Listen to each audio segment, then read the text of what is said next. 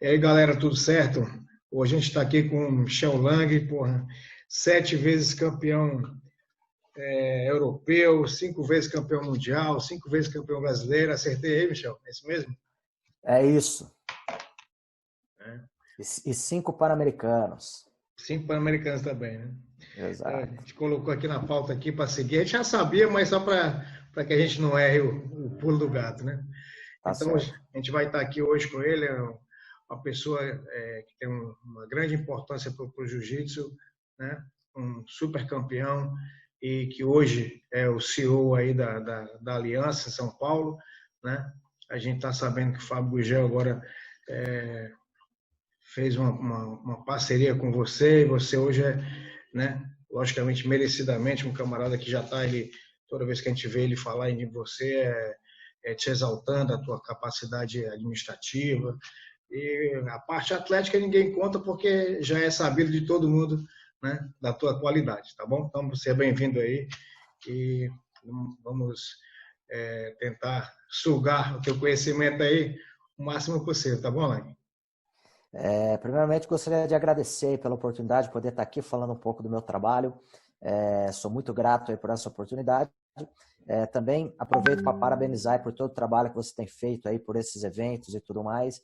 E tenho a certeza aí que você vai ter sempre o suporte aí da Aliança no que vocês precisarem. Muito obrigado. É, a gente vem notando, então, hoje aqui, galera, para quem não está entendendo mais ou menos a pegada das reportagens com os coaches, é justamente a gente é, tentar sugar um pouco do conhecimento dessas pessoas, que têm muito conhecimento para passar para a gente, sobre a parte do aspecto administrativo da academia, de alguns conselhos que eles podem dar para a gente também, né? E eu gostaria de começar te fazendo uma pergunta, Marco, justamente sobre a parte de o geomarketing e a parte de localização da academia, né? Uhum. A importância, você acha que tem uma importância muito grande isso para a escolha de um lugar para você abrir uma academia? Você acha que isso é uma, um fator determinante hoje? Cara, na verdade é fundamental, né? Diria imprescindível pelo fato de tudo que a gente vai fazer na vida hoje, a gente tem que se planejar, né? A gente tem que se programar. Então é importante você entender qual tipo de público que você quer atrair para a tua academia. Muitas vezes, se você fica apegado ao quanto você vai pagar de aluguel e de repente você acaba optando por uma área onde o valor do aluguel é um pouco mais barato, né? E aí você vai promover o marketing desse local, muitas vezes você vai atrair um público que não é o perfil que você gostaria, né? Simplesmente por conta da má opção que você fez pelo local. Muitas vezes ela baseada e tomado pelo fato do valor a ser pago. Então, é óbvio que a gente sempre tem que unir, né, o útil ao agradável, a gente precisa estudar, obviamente, quais são as condições do nosso negócio e quanto a gente pode pagar de aluguel, mas a escolha do local vai bater de frente exatamente com o tipo de público que você quer atrair para a tua academia. Há pouco tempo atrás, a gente fez uma reunião, na verdade, eu não participei dessa reunião, estava o Fábio, através de um novo projeto dele, mas a gente já colocou esse papo em dia, sobre o geomarketing também, e estamos estudando agora na Aliança SP de que região de São Paulo que a gente tem o nosso maior público, né? A gente está localizado em uma área bem bacana, muito boa, já há muitos anos, e a gente tem colhido um fruto, mas agora a gente quer direcionar o nosso marketing um pouco mais para essa área que tem tido um apelo maior, que tem procurado mais a nossa academia. Muitas vezes também a gente acaba desperdiçando uma cota significativa no marketing da academia, no local onde a academia está posicionada, mas muitas vezes essa verba, se ela for direcionada para lugares pontuais, eu acho que o retorno que a gente tem é maior. Então, né, a escolha do local é fundamental aí no público que você quer atingir. No caso, a gente conversando sobre geomarketing e sobre marketing em si, né? Talvez as pessoas não tenham essa dimensão e às vezes nem dá, dependendo do tamanho da academia, né, para que o professor ele faça uma separação de uma verba, ele tem uma organização de separar uma parte dessa verba dele para ser destinada à parte de marketing, né? E Eu vou te perguntar uma coisa. Agora com a pandemia, muitas das academias estão fechadas, né? Muitas das pessoas não têm aí a condição, o suporte para dar para os seus alunos, e muitos deles também não se preparam, às vezes pelo aspecto de instrução mesmo, de como que administra uma academia, né? Que às vezes ele pega tudo o que ele apurou na academia e ele já gasta, às vezes ele sobrevive daquilo, né? Às vezes a academia dele é uma academia pequena, e ele não tem essa condição de fazer esse planejamento. O que é que você acha sobre isso? O que é que esse professor pode procurar de conhecimento? Uma saída. Se você fosse dar uma sugestão para esse professor, o que é que você daria? Sim. Cara, falando em específico para o público de jiu-jitsu, eu aconselharia a vocês fazerem o curso Viver de Jiu-Jitsu do Fábio Gurgel. Não pelo fato dele ser o meu sócio, não pelo fato dele ser o meu mentor e nem da mesma equipe, mas pelo fato de ser um cara interessado em fazer com que o jiu-jitsu cresça de uma maneira homogênea, né? É aquele velho ditado que diz que quando a maré sobe, todos os barcos sobem juntos. Então a gente não está interessado somente em crescer a nossa equipe, a nossa empresa, mas a gente tem o interesse de crescer o jiu-jitsu como um todo. No curso que ele aplica, vocês têm uma parte desse curso onde ele vai falar justamente quantos por cento do teu faturamento você deve direcionar para cada área, né? Seja ela aluguel, seja ela o salário dos teus professores, seja ela o marketing, né? A gente imagina mais ou menos, falando nesse mundo de academia de jiu-jitsu, que 5% do nosso lucro a gente destina ao marketing, né? Hoje eu tenho um cara que cuida do marketing da Aliança SP, é o Robert Senna. Ele trabalha também com o pessoal da Singu, que é o Thales Gomes, né? Que foi o fundador do Easy Tax, inclusive meu aluno na academia. Então ele faz toda a parte de marketing da academia. Inclusive agora, durante a pandemia, eu continuo trabalhando com o marketing, né? Eu continuo conversando com o Robert todo dia para a gente tentar lançar produtos novos, embora esse cenário seja um cenário novo, onde a gente não saiba muito bem como agir, mas a gente está fazendo algumas ações imediatas e pensando algumas ações assim que a academia for reaberta aí para a gente poder conquistar um maior número de alunos novamente. Falando em relação ao que você citou, né, e muito bem, de uma pessoa que tem uma empresa, eu não vou falar simplesmente da academia de jiu-jitsu, porque isso não é só a academia de jiu-jitsu, acho que é uma cultura do empreendedor brasileiro, né? Ele tem uma empresa, aí ele pega o lucro da empresa, ele paga os funcionários, ele paga as contas, e o restante do dinheiro ele acha que é o salário dele. E por isso que muitas vezes alguma coisa dá errado e a empresa não tem caixa para poder cobrir esse prejuízo. A pandemia vem nos mostrar a importância da gente ter um caixa, a importância da gente ter uma renda para qualquer eventualidade que aconteça, a gente consiga estancar o sangramento da academia, manter a academia saudável, né, na medida do possível. Então, na Aliança SP, isso não é diferente, né? A gente tem o lucro da academia, a gente paga todos os professores, paga as contas, o Fábio tem o salário dele, eu tenho o meu salário, e a gente tem a rentabilidade que é dividido no lucro para cada dono da empresa. E também a gente mantém sempre um fluxo bom no caixa para que nada aconteça e a gente não surja nenhuma surpresa aí durante o caminho.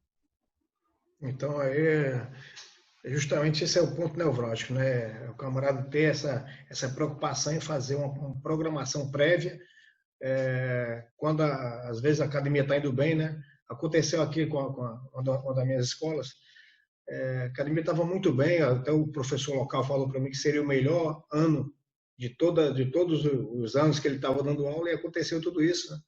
E aí a gente estava passando justamente por isso, né? Por sorte a gente já tinha se preparado aí, feito um pé de meia, vamos chamar assim, né? Uma verba emergencial para isso, né? Então fica o recado para a galera aí que vai nos ouvir aqui no vídeo, cara, que tem que ter essa preparação. E uma ótima dica realmente do curso do Fábio, que eu mesmo fui um que fiz o curso muito bom. Michael, colocamos aqui na pauta, né? Hoje a Aliança ela vem expandindo, né? Então, tem muitas academias pelo mundo inteiro. Então qual a principal dificuldade que uma academia hoje tem, né? Logicamente com essa visão de futuro de expandir.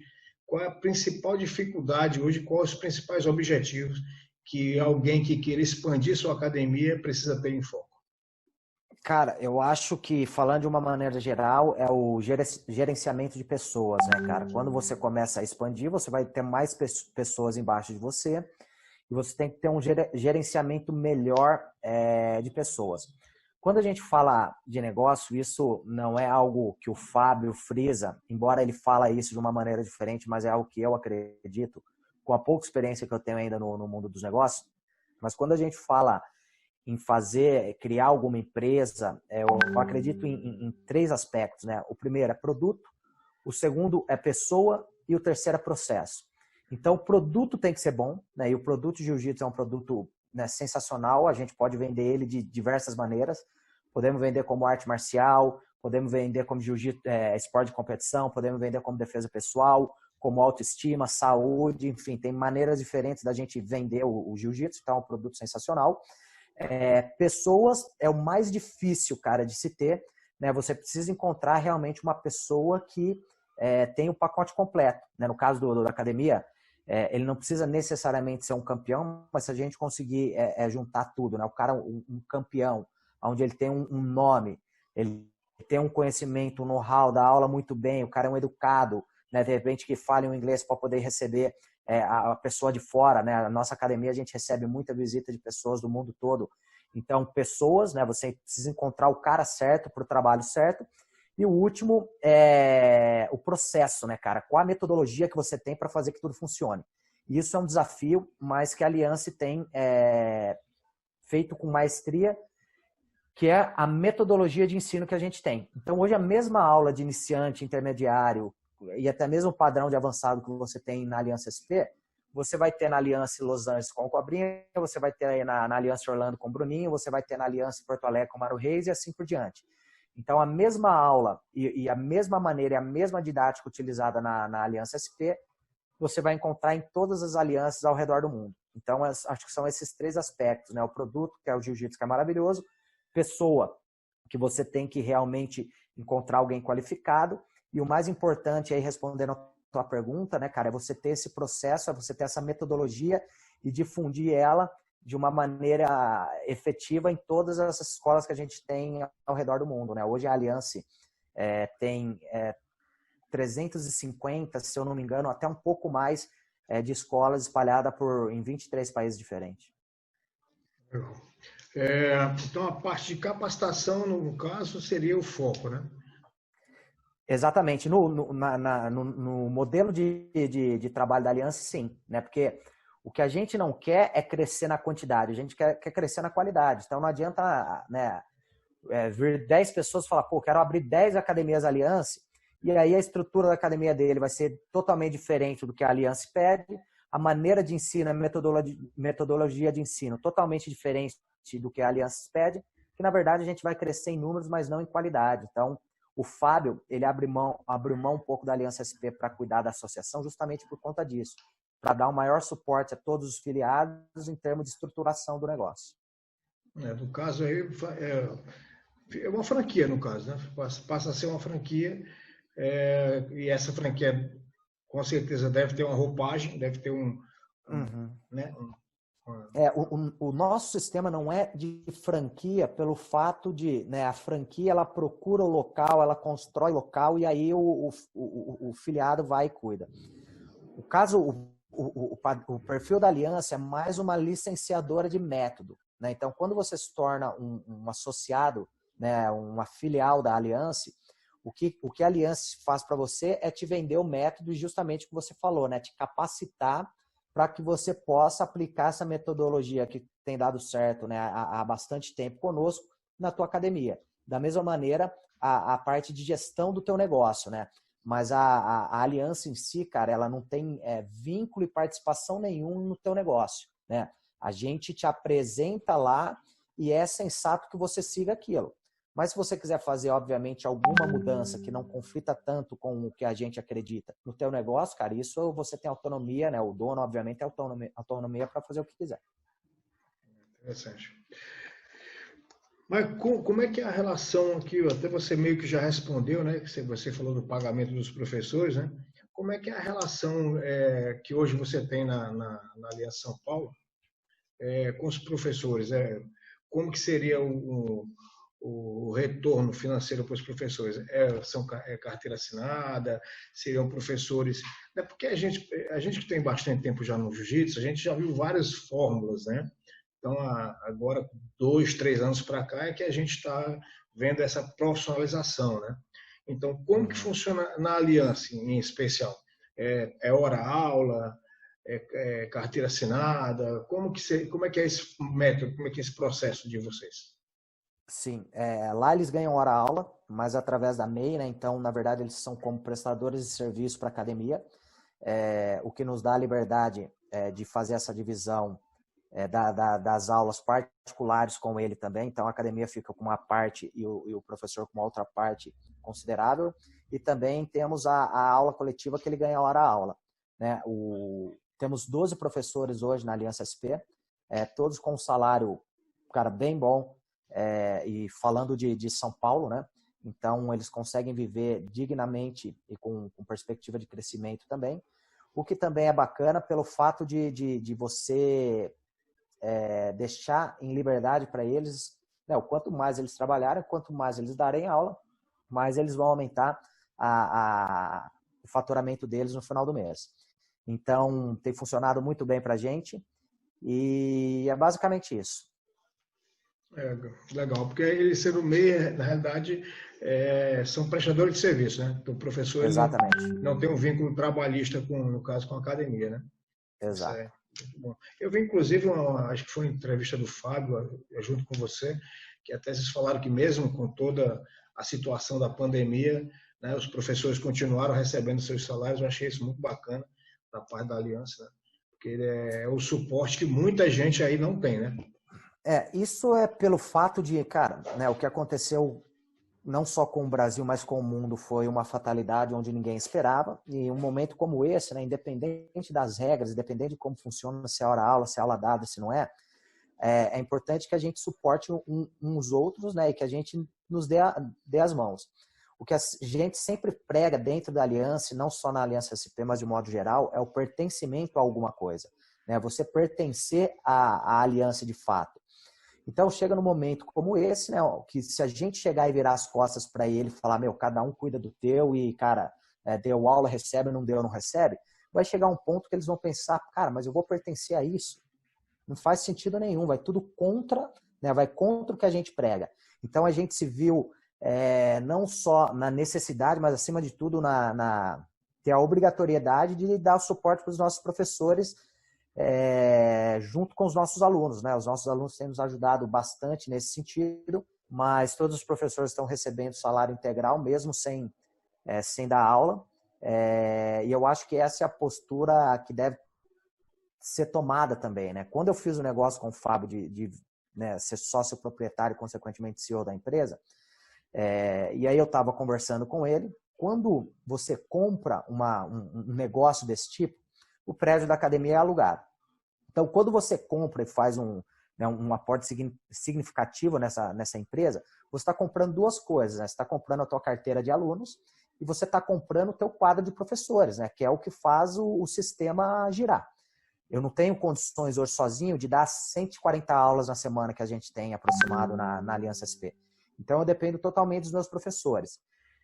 Então, imagina se num momento como esse, onde eles dependem da academia, eu olhasse para eles e falarem, cara, meu, se vira, porque daqui vocês não vão ganhar nada. Né?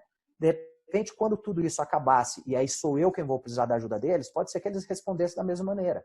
Então, eu acho que a gente precisa ser mais solícito acima de tudo, e se cada um tentasse, né, fazer a tua parte na medida do possível, porque isso que a gente está fazendo não é mérito nenhum, não é bater palma porque a gente está pagando o salário dos professores, isso é o mínimo, isso é o que a gente tem que fazer, isso é obrigação nossa. Né? Então, acho que se cada um fizesse a sua obrigação, aí tudo no mundo seria melhor do que é. Não, com certeza, com certeza. O bom é que a Aliança hoje né, eu passei ali na Vila Olímpia, né? Exato. Vi a estrutura, muito boa a estrutura. Então, realmente, a estrutura e todo o aporte que tem ali também dá essa condição, né, Mário? Sim, claro. De maneira nenhuma fazendo crítica com quem, enfim, as academias de pequeno porte que às vezes não tem condições realmente, cara, absolutamente, né? O intuito aqui não é fazer nenhum tipo de crítica, nada, a gente está falando como a gente trabalha e pelas condições que temos, né, cara, eu acho que é o mínimo que a gente tinha que fazer, é o que a gente está fazendo agora. Legal. Deixa eu te perguntar aqui agora o assunto sobre kids, né? Como a gente tem muitas teorias sobre aulas para kids, né? Então, uma vez é tudo junto, dependendo também da estrutura, né? A gente está abordando esse aspecto com você, pois a aliança ali em São Paulo é grande, então deve ter um schedule mais amplo, com mais proporção, né? E a gente queria ver como é que você trabalha com isso, né? Como é que funciona ali a divisão de faixas etárias? O treino é mais lúdico até tal idade, depois de tal idade é mais jiu-jitsu, menos lúdico. Como é que funciona? Sim, cara, para dar aula para criança, né, você precisa realmente ter o dom, você precisa ter paciência e mais do que isso, você precisa se tornar amigo delas, né? Hoje quem cuida da parte infantil na infantil 1, infantil 2 e infanto juvenil na academia é a Renatinha, né? A Renata, ela vem fazendo um trabalho excelente nesse sentido. Então, como eu adiantei já, a gente tem o infantil 1, que é dos 5 aos 8 anos. A gente tem o infantil 2, que é dos 9 aos 11, e depois em diante eles vão para a aula de infanto juvenil. Então a gente tem tudo subdividido pelo fato de cada turma, né, cada faixa etária, te exigir algo diferente. Então, como você bem falou, né, cara, imagina uma criança com toda aquela hiperatividade. Obviamente que a arte marcial ela emprega justamente uma doutrina de respeito e tudo mais, e isso é passado para a criança desde pequeno, mas essa primeira turma do Infantil 1, a gente tem que tratar, logicamente, de uma maneira mais lúdica, colocar algumas brincadeiras, mas também já dando alguns princípios técnicos do jiu-jitsu, introduzindo o jiu-jitsu de alguma maneira, né? O segundo grupo continua tendo essa parte lúdica também, porém já tem um comprometimento um pouco maior da criança com o jiu-jitsu. Hoje a gente tem um módulo infantil também da Aliança, né? Também está disponível para quem quiser ter acesso. Então, é importante a gente entender qual que é a mecânica da criança, né? Muitas vezes a gente quer mostrar um estrangulamento cruzado, mas esse movimento dessa força isométrica, muitas vezes a criança não vai ter, então acaba sendo um tiro na água, né? Então, lá nesse método, a gente tem algumas adaptações aí que dá para a gente atender melhor aí as crianças e também com a parte de defesa pessoal, né? O porquê a defesa pessoal? E hoje na Aliança a gente tem uma aula, né, na semana, na sexta-feira, que é só defesa pessoal. Porém, o módulo iniciante da Aliança, onde a gente tem aula todos os dias de iniciante, mais do que uma ou duas aulas por dia, esse módulo ele apresenta bastante a defesa pessoal, né? E o porquê da defesa pessoal? Imagina, você nunca treinou jiu-jitsu na vida, eu vou introduzir o jiu-jitsu para você. E aí eu chego para você e falo o seguinte, hoje a gente vai fazer uma raspagem da guarda-aranha. Cara, você vai olhar e você vai falar, cara, eu nunca treinei arte marcial. O que é uma raspagem e o que é guarda-aranha? O cara não vai nem saber do que se trata. Agora, quando a gente faz essa apresentação com a defesa pessoal, né, você nunca fez esporte, nunca fez luta na vida, mas você sabe o que é um tapa na cara. Isso é normal. Então eu vou falar, hoje a gente vai fazer uma defesa de tapa, né? Você pode não saber aquilo tecnicamente, mas você consegue imaginar na tua cabeça como que é um tapa no rosto, né? Então, a apresentação para quem está iniciando no jiu-jitsu e também para criança, fica muito mais fácil deles entenderem esse conceito de luta quando a gente apresenta para eles já uma situação que pode ser hipotética, mas que eles conseguem desenhar na cabeça deles, né? Do que eu chegar para você e falar, vamos fazer uma passagem de guarda. O cara não sabe o que é guarda de jiu-jitsu, o cara não sabe o que é passagem, então fica muito difícil essa dinâmica. Então, por isso que a gente tem essa metodologia, a gente apresenta e a gente vai entregando para os nossos alunos ali pouquinho, né, um pouquinho por dia, até que eles tenham um entendimento de o que é o princípio técnico do jiu-jitsu, né, a noção de base, princípio de alavanca e por aí vai. Perfeito. Não faz sentido, né? O camarada chegar na academia e ser apresentado a um raspagem da guarda da aranha, ainda mais se for um leigo, né? Não tem o menor sentido. E na verdade é o jeito que funcionava, né? Eu aprendi assim, e eu aprendi com cobrinha, que é um dos, né, topo da cadeia alimentar. Mas a gente aprendeu dessa maneira. Por quê? Porque o jiu-jitsu não era organizado, porque não tinha didática, e muita gente replicam isso porque aprenderam dessa maneira. Sim. Então eu não posso chegar na academia de alguém e ver o cara botando o aluno dele de primeira aula treinando no primeiro dia e fazendo uma raspagem de guarda-nem e criticar aquele cara, porque de repente, né, cara, o background dele, né, a influência que ele teve, e ele foi ensinado daquela maneira. Sim. Mas hoje, né, o Viver de Jiu-Jitsu está aí justamente para fazer com que todo mundo entenda, né, como subdividir as aulas, ter a metodologia e principalmente como tratar cada aluno, né, o teu aluno iniciante, o teu aluno de intermediário e por aí vai. Mas vem mudando muito, né? Por exemplo, eu comecei jiu-jitsu na década de 80, né? Então, quer dizer, naquela época ali era bem diferente, né? A gente começava mais pela defesa pessoal, realmente, né? A parte de quedas era bem maior. Inclusive, até os nomes de Hajime, Mate, Serumade, a gente usava isso, né? Então, mudou um pouco, mas agora a gente vê que tem um resgate, né? O pessoal está tentando resgatar isso de volta para tentar complementar e deixar uma coisa mais completa, vamos dizer assim, né? Então... Essa é uma outra dica que eu deixo aí para o pessoal de casa, e vocês podem ver nesse curso do Fábio também, de uma maneira detalhada. Isso aí eu estou dando só uma pimentinha para vocês aí, que é justamente isso, né, cara? A gente tem maneiras diferentes de vender o jiu-jitsu e às vezes a gente explorava uma só. A gente vendia o jiu-jitsu para casca grossa, né? Que hoje eu tenho 5 aulas de competição dentro dessas quase 140 que a gente tem na semana, 5 são voltadas para competição. Então, o público de competição na minha academia representa 3% do número de alunos que eu tenho lá hoje. Imagina se eu vendesse um jiu-jitsu só para casca grossa. Eu ia ter 3% dos alunos que eu tenho, né? Então, quando você coloca produtos diferentes na tua prateleira, né, então você vende jiu-jitsu para casca grossa, você vende jiu-jitsu para iniciante, para intermediário, para avançado, você vende jiu-jitsu feminino, você vende jiu-jitsu para defesa pessoal. Quando você começa a criar esses subprodutos e coloca na tua prateleira, você consegue atender um número maior de pessoas, né? E muitas vezes o pessoal do jiu-jitsu peca nesse sentido e foca e direciona todas as forças e investimentos somente em um público. Mais a parte competitiva ali, e às vezes deixa de explorar outras coisas que tem e que em um público, na maioria das vezes, o público errado ainda, né? Que é o que representa 3% de uma academia de jiu-jitsu. E é o que dá mais trabalho, né, Marcos? Diga de passagem. Exatamente, não tenha dúvida. E é o que dá mais trabalho, com certeza. Beleza, né? Já que a gente correu para o lado competição, né? Então, eu vi aqui que o treino de vocês de competição, que antigamente era até uma praxe nas academias, que os treinos de competição fossem ao meio-dia, né? Uhum. Antigamente era todo mundo treinava meio-dia, todo mundo se reunia e treinava. E hoje em dia eu vi que o treino de vocês é de competição às 10 horas. Né? Exato. Então, o que acontece? Você falou para mim agora, são 5 aulas semanais, isso?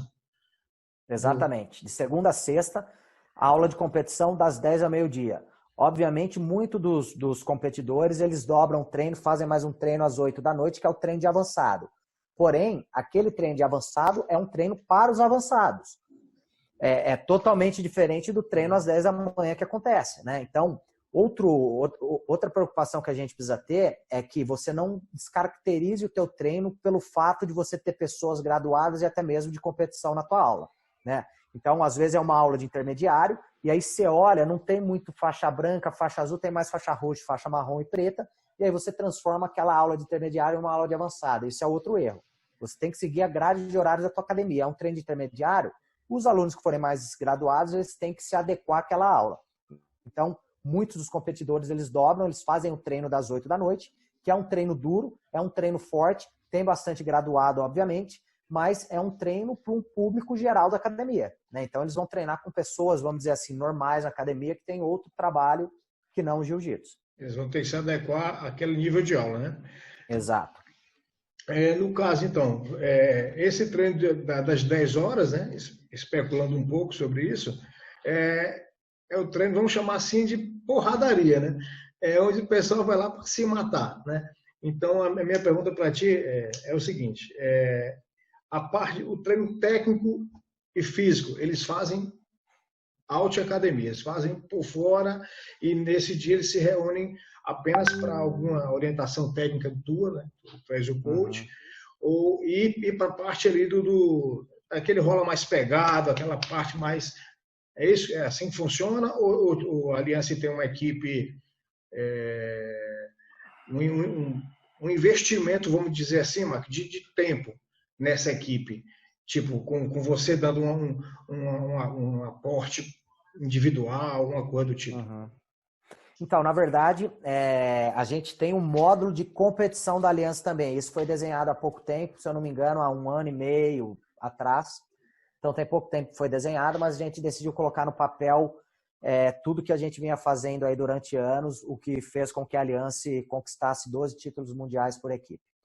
É claro que, quando a gente fala de um treino de competição, não é um treino para você aprender jiu-jitsu, né? Não vamos entender o que eu estou falando aqui e levar isso ao pé da letra. Mas não é para você aprender jiu-jitsu. Um treino de competição é para quem já sabe jiu-jitsu, né? É uma equipe que vai se preparar para alcançar resultados competitivos. É claro que nesse treino a gente tem a parte técnica, né? A gente sempre trabalha com a parte técnica e também não é um treino só de porradaria, cara. Você chega lá e rola. O jiu-jitsu é um esporte muito novo, mas vamos pensar no futebol, cara. Todo boleiro que eles gostam de fazer é ir lá no treino e jogar. Eles gostam de jogar, fazer gol e tudo mais. Mas a gente vê um time muito bom, né? O time bom, o time que ganha, é o time que treina um treino específico. É um time que treina cobrança de falta, é o time que treina falta, é o time que treina lateral, cobrança de escanteio, treina defesa, treina o ataque, treina passe. O jiu-jitsu é igual. Se a gente deixar o cara livre para o cara ir na academia e só rolar, é claro que ele vai ficar brabo, né? Ele vai ficar aquele índio brabo. Porque, né, o rola é o simulado mais real que a gente tem, que copia uma competição. Porém, o que vai fazer com que você evolua tecnicamente e ganhe de fato um campeonato é você treinar específico. Então, você precisa treinar pegada de costas, você precisa treinar montado, você precisa treinar a sua guarda, você precisa treinar passagem, você precisa treinar defesa. Então, o que a gente faz muito lá também são treinos específicos, né? Eu vou dar um exemplo. Vamos imaginar que eu seja o cara mais duro da minha academia e, cara, eu bato em todo mundo, ninguém apresenta nenhuma ameaça para mim. E aí eu bato em todo mundo. E aí eu vou lutar um campeonato, e aí, de repente, no campeonato eu vou pegar um cara com o mesmo nível técnico que o meu. E aí esse cara faz o movimento e ele chega nas minhas costas. Como na minha academia eu sou o cara mais duro e ninguém pega minhas costas, quando alguém chegar nas minhas costas, eu não sei nem como é que sai dali, né? Porque eu nunca vivenciei aquela experiência. Então, fatalmente, o que vai acontecer é que eu vou bater, né? Mas se na academia eu posso ser o melhor, ninguém pegar minhas costas durante o rola, mas se eu faço um treino específico, se eu me coloco nessa situação de defesa, em um campeonato, quando alguém pegar minhas costas, cara, aquilo não vai ser novo para mim, né? Eu já vou ter vivenciado aquela experiência e eu vou saber como responder aquilo tecnicamente e não no pânico, emocionalmente. Então, o que a gente faz muito lá é o treino específico. Outra coisa que a gente tenta fazer lá na Aliança, como eu falei, é um esporte novo, não tem muito estudo, mas eu tento pegar de experiência que eu tive, convivo com o Fábio Gurgel, que eu tive com o Cobrinha, sou formado em Educação Física também. Então, o que a gente tenta trabalhar é o seguinte, um dia a gente treina volume de luta e pouca intensidade, e o outro dia a gente treina mais intensidade e pouco volume. Então, vamos imaginar, eu vou fazer um treino de volume, eu faço 6 rounds de 10 minutos. Só que eu coloco 3 minutos no mínimo de descanso. Então, você vai fazer um round de 10, que você consegue conduzir muitas vezes a luta, ninguém vai fazer 10 minutos de porradaria sem parar. E aí depois você vai ter de 3 a 5 minutos para descansar para fazer outro round. Então, isso a gente está treinando o volume. E tem dia que eu treino mais a intensidade. De que maneira? Eu faço o treino mais curto, rounds de 5 por 30 segundos de intervalo, ou grupos de 3 pessoas, rounds de 3 minutos por 10 segundos de intervalo. Então aí eu treino menos volume, mas eu coloco mais intensidade na galera. Então isso é uma maneira também de você se preparar para qualquer situação. Entendi. Então, justamente essa era a pergunta, né? Então, quer dizer, existe um planejamento, né? com Sim. macrociclo, né, mesociclo e tal. Né? Então é interessante porque não é um treino, ao que parece, às vezes, o camarada é um open match, é um treino solto. Não, Não é, de forma isso alguma, aí né? esse é o treino do professor vagabundo, né? Né? A professor que não quer nada com nada, ele chega lá, e aí, o que vai ser hoje, professor? Ah, dá uma corridinha open match. Né? Não dá, né? Não, lá na Aliança, cara, tudo é estruturado. Né? Como eu falei para você, imagina, né? Eu comecei o nosso papo aqui com o discurso de que tudo que a gente vai fazer na vida, a gente precisa ter um planejamento. E aí, imagina, eu chego para você agora e falo, não, a competição, os caras chegam lá, faz o que quer e rola. Perfeito, Não é muito assim que perfeito. funciona. Perfeito. Michel, era isso, né? A gente bateu uns 40 minutos aí de um bate-papo aí, acredito que foi bem proveitoso, né? Aproveita um pouquinho, vou te fazer uma pergunta aí, como é que tá o Thiaguinho? O Thiaguinho estava treinando a toda, a gente conversou com ele, né, pro evento, né, do K-Champions, ele estava treinando, estava empolgado, mas aí deu essa parada, mas o bicho é duro, rapaz, como é que você vê a participação dele aí? Cara, o Thiaguinho é aquele cara que qualquer equipe de jiu-jitsu gostaria de contar com ele. Né? Não somente pelo nível técnico que ele tem e tudo que ele representa para o jiu-jitsu, um cara que é campeão pan-americano, um cara que foi vice-campeão mundial. E a final do mundial que ele perdeu foi uma final muito duvidosa e eu o considero como um campeão mundial. Mas mais do que isso, cara, é o profissionalismo dele, cara. É o cara que chega, é o cara que faz qualquer treino que você manda, não para. Às vezes ele tá machucado e você vê que ele continua. Então tem muita gente que a gente precisa chegar e botar uma pilha para treinar mais. Ele é o cara que a gente precisa desacelerar ele, cara, porque ele vai no limite o tempo todo. E um profissional né, ímpar, a academia dele hoje é filial da Aliança, é um cara que faz tudo à risca, é um cara que segue o protocolo, é um cara que segue o padrão, que está sempre tentando evoluir. E como pessoa, ele é melhor ainda do que como atleta e como profissional. Então, como pessoa, um cara maravilhoso aí, ele estava treinando bastante, estava dedicado, estava levando a sério esse campeonato, essa disputa, levou os nomes, a chave de luta para a gente já poder desenvolver também uma parte tática para ele. Então, é um cara que faz o dever de casa, meu. É um cara que, né, eu tenho uma amizade já com ele há anos. Eu conheci o Thiaguinho, ele era faixa roxa e eu era faixa branca. Então, eu tenho uma admiração por ele já há um bom tempo. E, né, cara, por um acaso do destino, eu não digo um acaso do destino, porque eu acredito, cara, que pessoas boas atraem pessoas boas, né? Então, depois de um tempão de amizade, aí ele de outra equipe e eu na Aliança, cara, a gente veio se encontrar e poder conviver aí no mesmo tatame aí. Então, a gente é super feliz de poder contar com ele, ter ele lá diariamente conosco. Legal, cara. Muito obrigado aí. Espero que um dia a gente possa estar te trazendo para você participar também do nosso evento, né? Seria uma honra para o evento ter você ali fazendo parte do elenco ali, né? E gostaria que você deixasse as tuas considerações finais aí, já te agradecendo pela tua atenção aí. Cara, primeiramente, obrigado mais uma vez aí pela oportunidade, foi bem bacana, eu gostei muito desse nosso papo. E deixar um abraço aí para todo mundo que me acompanha, todo mundo que acompanha você também, né? A gente está aqui por um bem maior, né? A gente está aqui pelo jiu-jitsu, não pela Aliança ou por qualquer outra bandeira, né? Eu represento sim a Aliança quando eu estou em um campeonato e tudo mais, mas quando eu estou dando aula, quando eu estou dando seminário, eu tentando passar conhecimento, eu represento o jiu-jitsu como um todo. Como eu falei inicialmente, né? O nosso projeto não é fazer só com que a Aliança cresça, mas com que a comunidade do jiu-jitsu cresça. E também, né, mediante a tudo isso que a gente está vivendo agora, eu acho que uma das lições mais importantes que eu aprendi no jiu-jitsu e que nunca fez tanto sentido para mim como tem feito agora durante essa pandemia é o seguinte: jiu-jitsu é a arte de você se sentir confortável no desconforto, né? Então a gente está vivendo uma situação totalmente atípica, uma situação de desconforto total, seja ela pelo confinamento, enfim, seja pelas nossas academias que estão fechadas agora e muitas vezes comprometendo o nosso lado financeiro, a qualidade de vida dos nossos alunos também. Óbvio que não é fácil para ninguém, mas o importante, né, no jiu-jitsu a gente tem duas maneiras de responder. A gente tem a maneira emocional, né, a maneira do pânico, e a gente tem a maneira racional, que é a maneira técnica. Então, quando alguém passa a minha guarda, se eu responder da maneira emocional, se eu responder através do pânico, só vai piorar a situação e pode ser que eu bata e isso me custe a luta. Se eu responder da maneira racional, técnica, eu tenho recursos para poder sair e melhorar a situação. E é isso que a gente precisa fazer nesse momento. Se a gente responder no pânico, se a gente responder da maneira emocional, a gente só tende a piorar a situação que a gente está vivendo. Agora, se a gente se acalmar, respirar, né, e tentar se reinventar e encontrar uma luz no fim do túnel, eu tenho certeza que quando tudo isso passar, a gente vai sair pessoas melhores do que quando a gente entrou. Muito obrigado, Mike, mais uma vez, viu? Tudo de bom aí, um abraço, sucesso e que tudo isso passe logo, né? Se Deus quiser. Grande abraço a todos aí. Obrigado.